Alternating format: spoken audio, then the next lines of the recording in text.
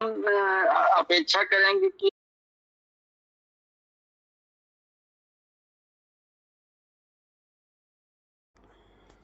जी। ऐसा ये समाधि में जो भेद बताए गए हैं, इसमें हम लोग गुमराह होने की बात नहीं है। ऐसी ऐसे कोई बात उसमें नहीं बताया जिससे कि हम लोग गुमराह हों, यानी संशय में पड़े। उसमें सिर्फ एक स्टेज बताया गया है कि पहली अवस्था क्या है, दूसरी अवस्था क्या है, तीसरी अवस्था क्या है, चौथी अवस्था क्या है।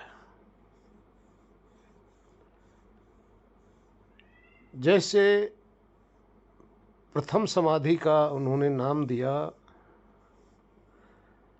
वितर्कानुगति संप्रज्ञात समाधि।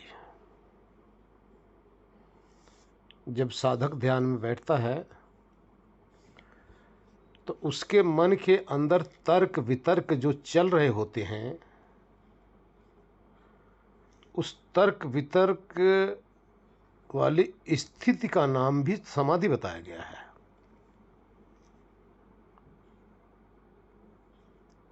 इसको संप्रज्ञात समाधि कहा गया है कि जब हम लोग बैठते हैं, कभी आप लोगों ने अनुभव किया होगा, विचार बीच बीच में आ रहे हैं, चल रहे हैं, और उस विचार को हम रोकने का प्रयत्न करते हैं, और इसी विचार से हम परेशान भी होते रहते हैं कि बीच बीच में विचार आ रहा है, अब क्या करें। तो यहाँ उनका कहना है कि नहीं, घबराइए मत, ये स्थिति तो सबको आएगी आएगी। नया नया साधक जब बैठता है तो जितनी भी सुनी सुनाई बातें हैं, जितनी भी पढ़ी पढ़ाई बातें हैं, सब वहाँ चलता है और ये सब आता रहता है।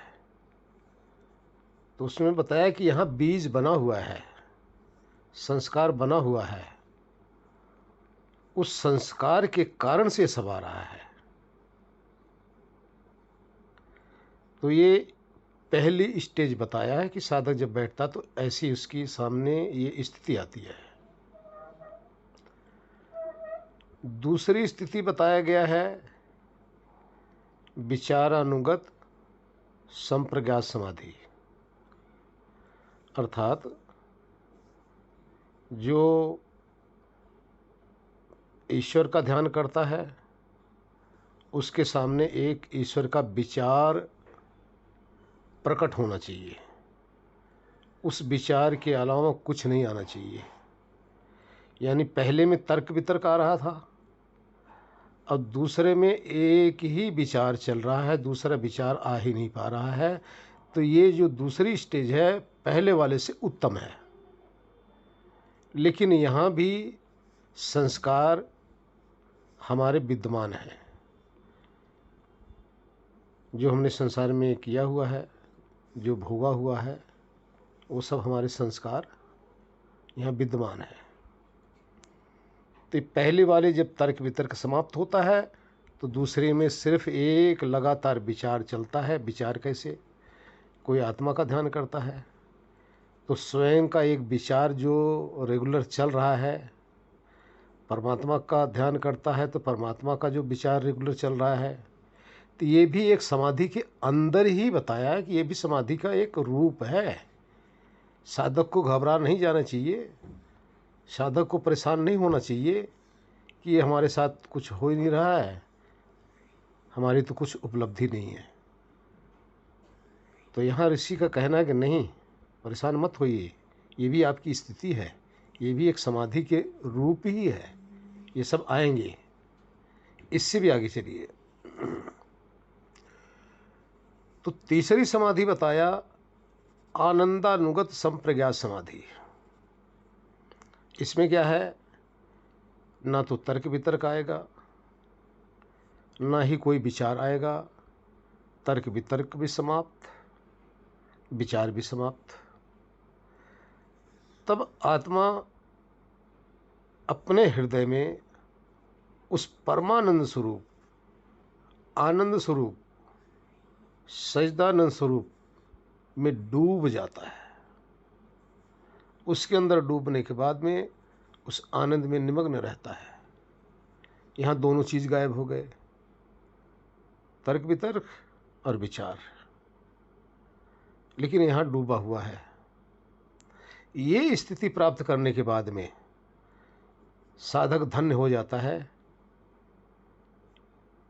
अपने आप को संसार से ऊपर समझने लग जाता है कि हमारी ये स्थिति हमारे अंदर जो संसार का जो मालिक है कैसे विद्यमान है, कैसे मौजूद है। और फिर उसको इतना प्रिय लगता है कि उसी आनंद में गोते लगाता रहता है। अब संसार की चाहत यहाँ समाप्त हो जाती है। यहाँ से अध्यात्म शुरू होता है।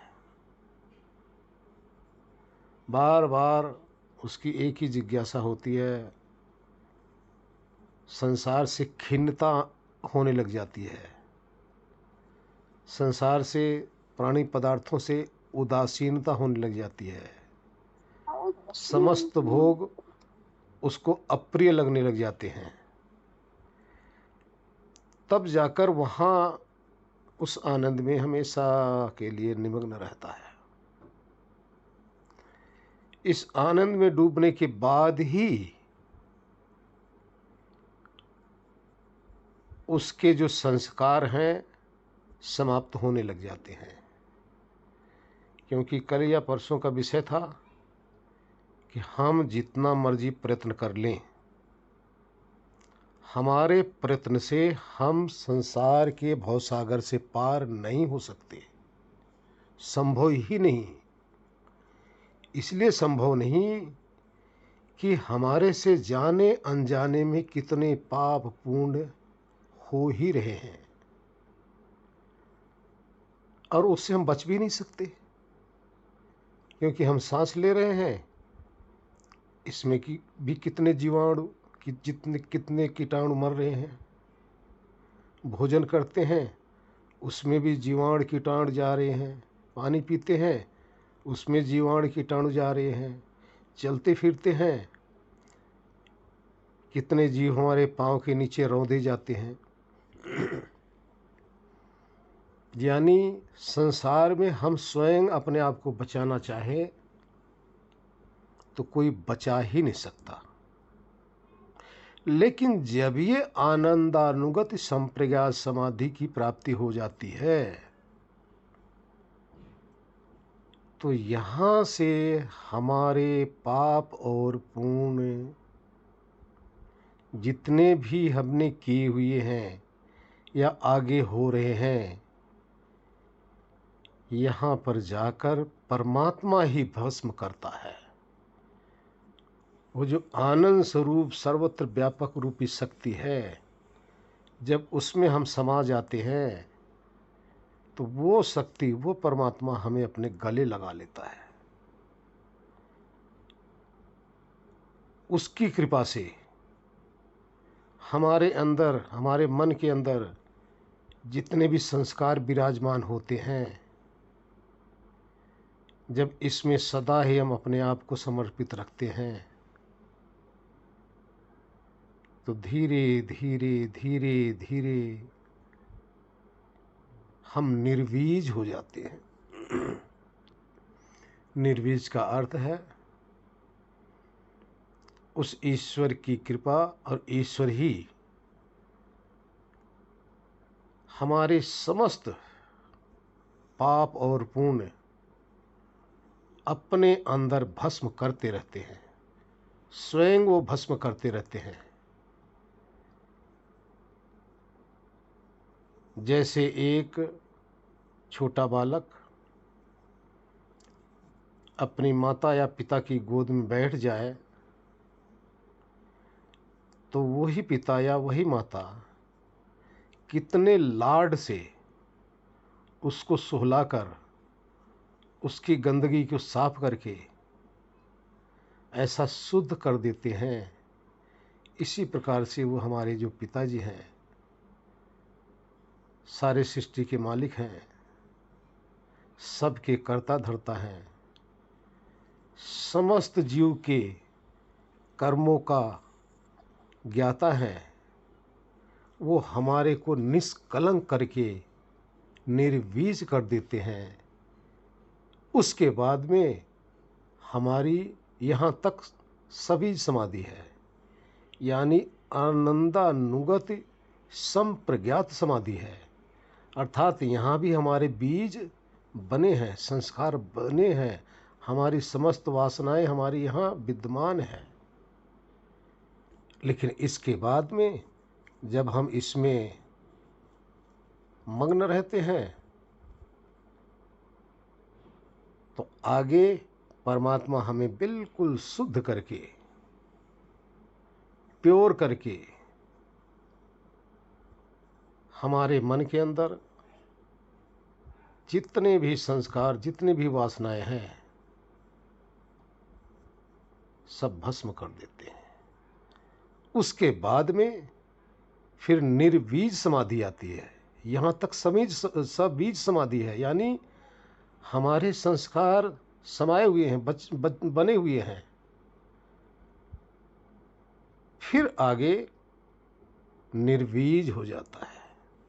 निर्बीज होने के बाद में तब आत्मा अपने शुद्ध बुद्ध कैवल्य स्वरूप में स्थित हो जाता है। यहाँ सिर्फ अकेला रह जाता है। ये चौथी समाधि है। चौथी समाधि के अंदर फिर आत्मा को अपने सत्य स्वरूप का पूर्ण साक्षात्कार होता है।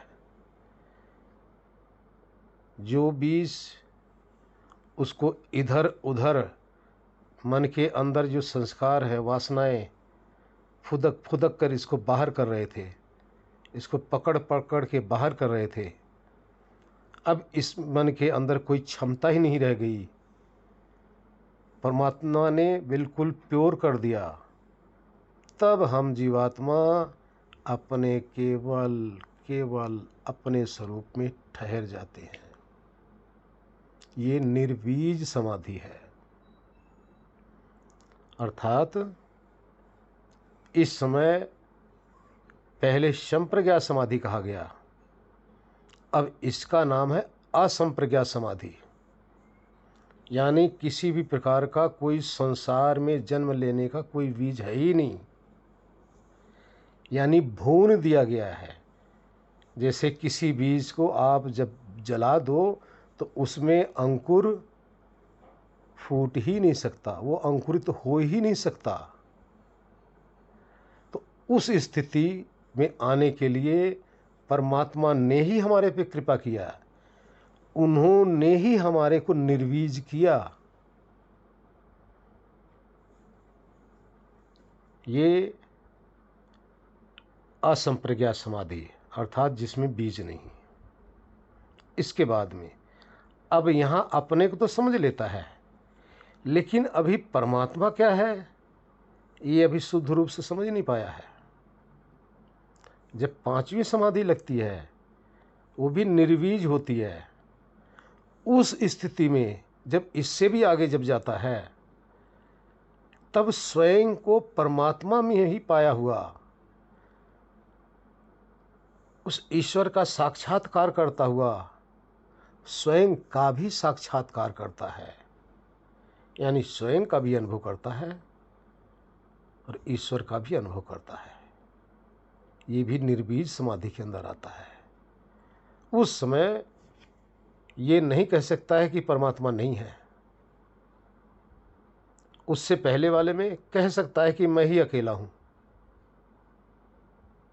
तो ये 5 समाधि बताई गई है। इसी को प्राप्ति करने के लिए शास्त्र के अंदर तरह तरह की बातें, तरह तरह की विधियां, तरह तरह के हमारे संत महात्मा इस दुनिया में हैं और यहाँ तक पहुँचाने का सारे प्रयत्न करते हैं। और हमारा लक्ष्य है कि अच्छी तरह से समझकर यहाँ तक पहुँचे। होना संभव है, लोग होते हैं जी, इस पर प्रकट कर देना चाहिए। योग पथ भ्रष्ट का अर्थ है कि किसी का पहली स्टेज आई और उसको अहंकार हो गया कि मैं तो बहुत पहुंच गया, मैं तो बहुत ज्ञानी हो गया, मेरी तो समाधि लग गई। यहाँ भी भ्रष्ट हो सकता है। भ्रष्ट का अर्थ जहाँ वो रुक गया, जहाँ सब कुछ समझने लग गया, उससे आगे जाने के लिए वो फिर प्रयत्न ही नहीं करेगा। कितने साधक हैं विचारानुगत संप्रज्ञात समाधि में आ गए, अपना विचार करके अपने आप को कहने लगे कि मैं आत्मा हूँ, अपना आत्मभाव बनाने लग गए और यहीं पे वो रुक गए। तो ये भी योग पथ भ्रष्ट है। कितने इससे आगे चले गए आनंदानुगत में, वहाँ जाने के बाद में उन्होंने भी समझ लिया कि जो कुछ पाना था हमने पा लिया, ब्रह्मानंद की प्राप्ति हो गई, अब हमें आगे की जरूरत नहीं। अब वो वहीं के वहीं रुक गए। जब वहीं रुक गए तो आगे जहाँ जाना था अंतिम लक्ष्य तक, वहाँ तक ना जाके यहीं पे भ्रष्ट हो गए, यानी रुक गए। कोई आगे चला गया, थोड़ा सा स्वरूप का एहसास होने लगा, तो उन्होंने यहीं पे समझ बैठे कि भाई मैं तो पूर्ण हो गया, मुझे तो जो कुछ मिलना था मिल गया, अब इससे आगे कुछ नहीं। तो अब आगे परमात्मा क्या है आगे समझ नहीं पाए। यहाँ रुका हुआ प्राणी समस्त आकाश में अपने आप को मानने लग जाता है, अपने आप को कर्ता धर्ता मानने लग जाता है। तो यहाँ भी योग पथ भ्रष्ट हो गया, क्योंकि आगे जिसको मान रहा है उसको जान नहीं रहा है। और यहीं पे आकर संसार में अक्सर देखा जाता है कि वो कह बैठते हैं कि मैं ही परमात्मा हूँ, मैं ही सारे जगत का करता हूँ, जबकि मरना मिटना उन्हीं का धर्म हो गया है, दुख सुख वही भोग रहे हैं। लेकिन ईगो आ गया, हमारा ईगो अध्यात्म के अंदर हमारे पतन का कारण हो जाता है। इसलिए योग पथ में भ्रष्ट होने के बहुत से चांसेस रहते हैं। किसी को दूसरे स्टेज पर ही, दूसरी समाधि में ही सिद्धियां बहुत आती हैं।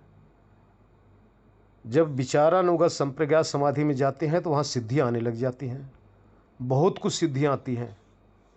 उस सिद्धियों में ही आकर सिद्धियों को सर्वस्व समझकर और उसी में इतराने लग जाते हैं, उनको अहंकार हो जाता है। वो वहाँ से फिर भटक के संसार में नाच नचाने लग जाते हैं, यानी किसी के झाड़ करना, किसी का फूंक करना, किसी के सामने अपने आप की डींग हाँकना, किसी के सामने अपने आप को बहुत बड़े आध्यात्मिक शो करना। हर जगह जहाँ वार्तालाप हुई, पहुँचे तो है नहीं, जाने तो है नहीं, संसारियों को उल्टा सीधा ज्ञान की चर्चा करके अपने सम्मान के लिए, अपना बड़ बोलेपन में अपने को बहुत महान साबित करने की कोशिश करते हैं। तो यहाँ पे साधक को मौन होकर, जैसे जैसे उपलब्धि हो रही है वैसे वैसे उसको मौन होते जाना चाहिए। जब तक पूर्णता की प्राप्ति नहीं हुई तब तक वो किसी को दीक्षा देने का अधिकारी नहीं है।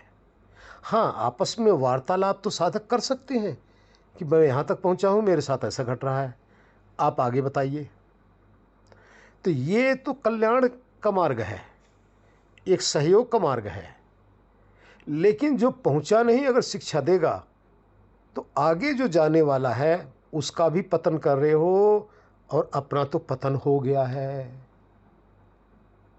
इस तरह से जगह जगह इसमें अध्यात्म में आकर हर जगह योग पथ भ्रष्ट होने का चांसेस बहुत ज़्यादा है। इसलिए साधक को बचना चाहिए। सिद्धि आई उसको छुपाओ, उसका ढिढोरा मत पीटिए। आपकी उन्नति हो रही है, अच्छी बात है, उसको छुपाकर आगे चलो। ढिढोरा पीटोगे तो ईगो हो जाता है, अहंकार हो जाता है। कहीं न कहीं साधक इनमें फंस जाता है।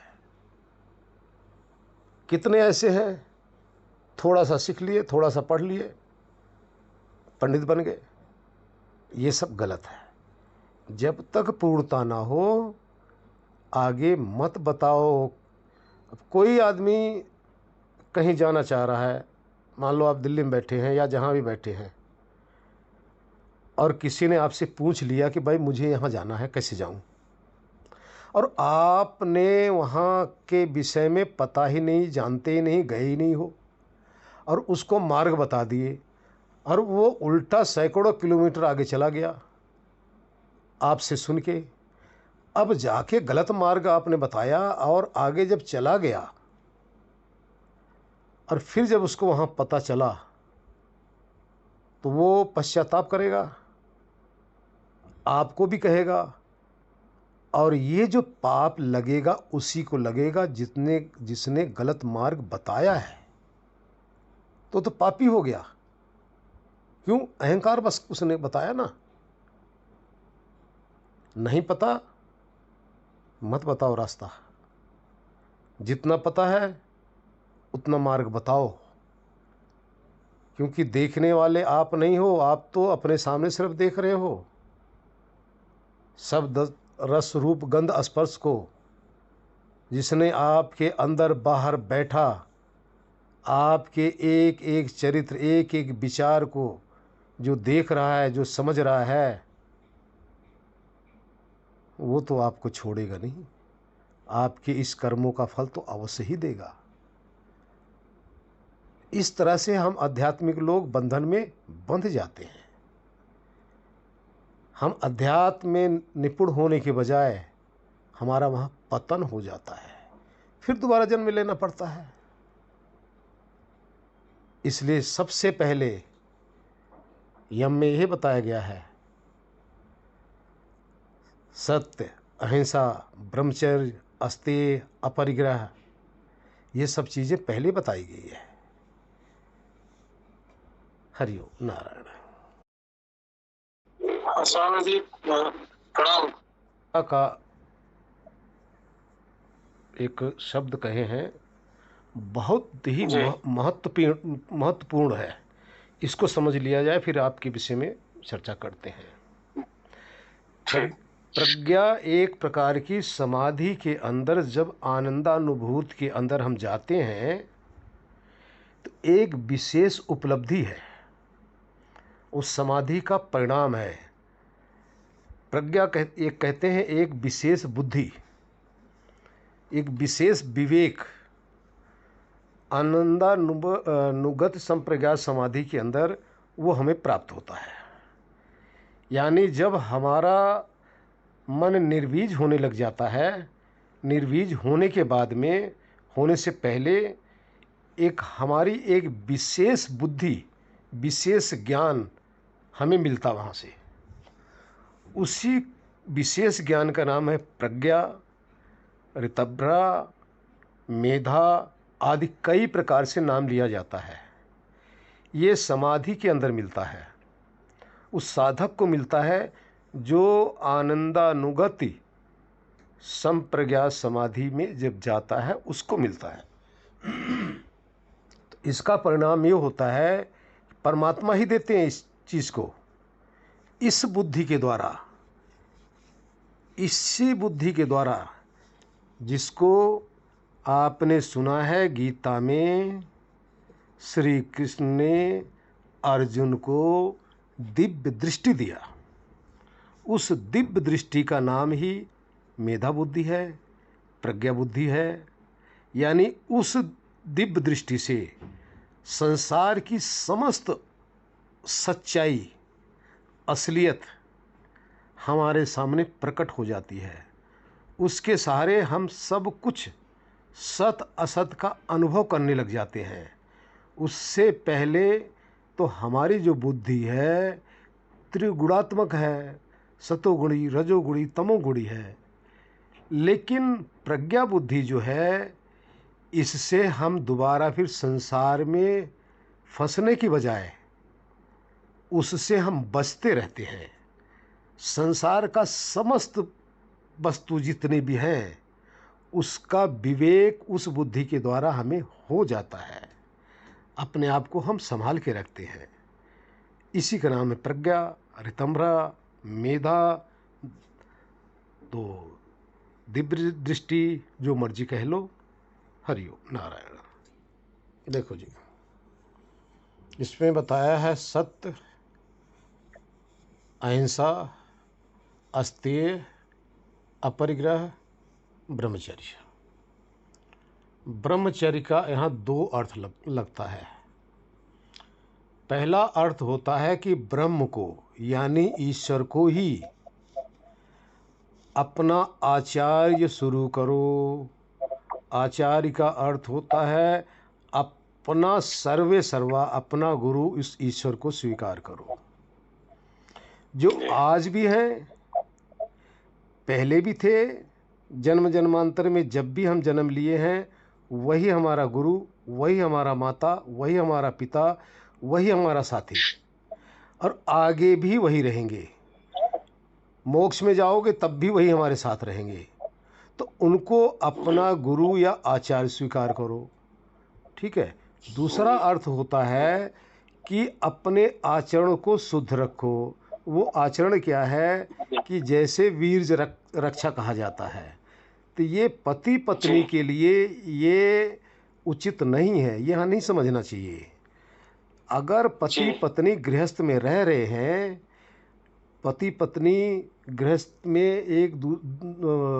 एक दूसरे के पूरक हैं, दो पहिए हैं एक गाड़ी के, तो साथ रहते हुए अगर नीयत खराब ना हो, अर्थात पराये पुरुष पराई स्त्री की तरफ ध्यान न जाए और साथ में आप रहें, तो इसी का नाम ब्रह्मचर्य का पालन है।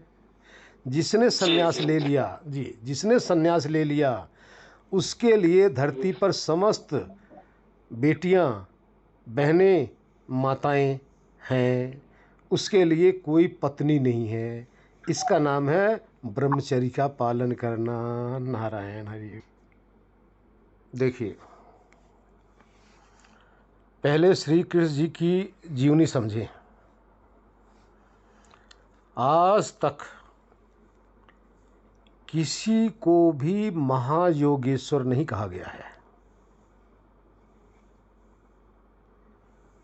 भगवान शंकर के बाद में